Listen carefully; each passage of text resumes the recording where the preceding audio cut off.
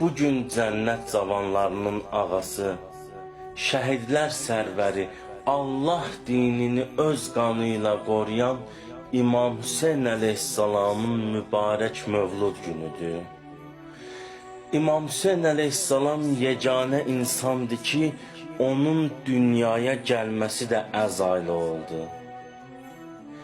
Dünyaya gələrkən ilk qidasını Peyğəmbərin şəhadət barmağından almışdı. Elə bir şəxsin mövlud günüdür ki, Allah Rəsulu buyurdu ki, salam olsun sənə, ey Allah ərşinin zinəti.